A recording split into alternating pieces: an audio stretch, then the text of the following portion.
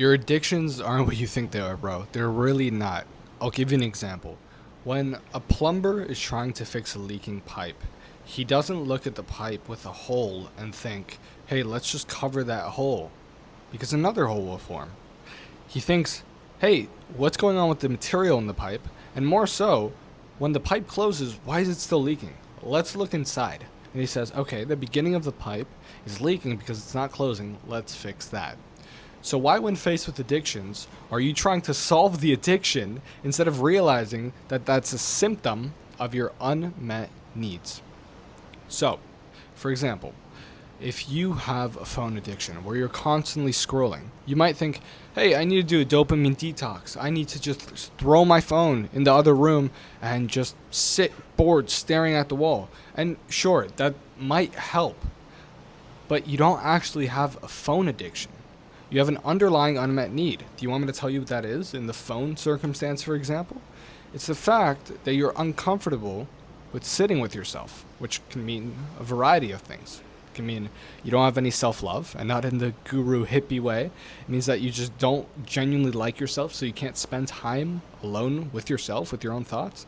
Or number two, you're scared of experiencing emotions, and you're using phone as a distraction. So perhaps you don't like your life very much, and really, when you sit and contemplate it, you start realizing how much your life fucking sucks.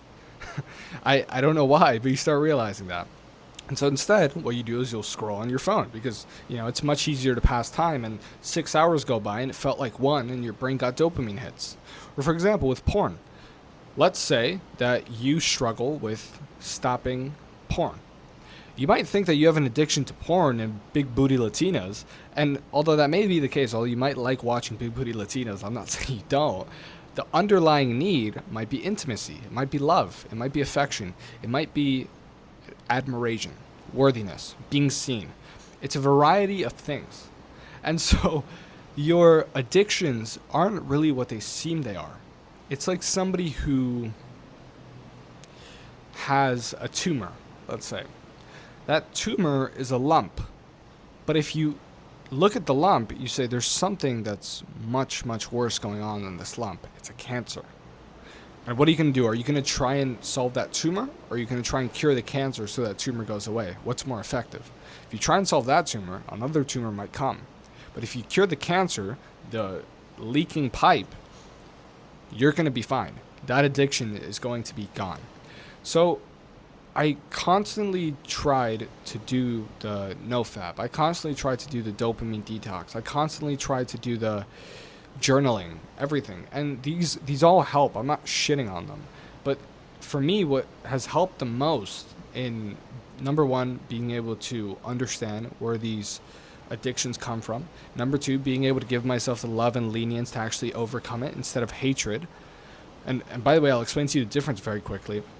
There's a difference between saying, hey, I want to overcome this addiction because I know it's bad for me and I love myself. And, hey, I fucking suck because I have this addiction, so I need to change because I hate myself. Maybe both work for some time, but one is going to leave you miserable. The other one is actually going to leave you self-fulfilled. So you need to come at it from a place of being your own best friend. If a friend had a phone addiction, you'd be like, hey, man, I love you. No homo. I want you to be better. And I know that this is distracting you from achieving your goals. Let's put the phone down and let's actually sit with ourselves for a moment and really understand what it is that we want. And let's start working towards that. So if you would tell that to a friend, why can't you treat yourself that way? It's something you need to start internalizing. That you need to be your own best friend because you're the first person who has ever been and who will ever be in your corner. Now, resolving these unmet needs can come from a variety of ways, but it particularly lies in your insecurities. So, for example, if you distract yourself with your phone, your unmet need is the fact that you don't like your life, for example, and the insecurity behind that is that you're not enough. Since your life isn't enough, it's boring, right? You're not enough, you're boring.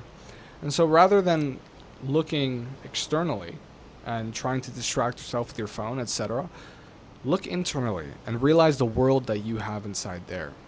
Let all these insecurities come up of I'm not enough, I'm not handsome enough, I'm not skilled enough to do this. I wanted to make this dream happen, but I'm too scared to pursue it. Let it come up and then talk with it. Because those insecurities, those limiting beliefs are just monsters under the bed, as I always say. They're monsters that you think are there, but as soon as you turn the lights on, they disappear because it's not real. It's your own brain playing tricks on you.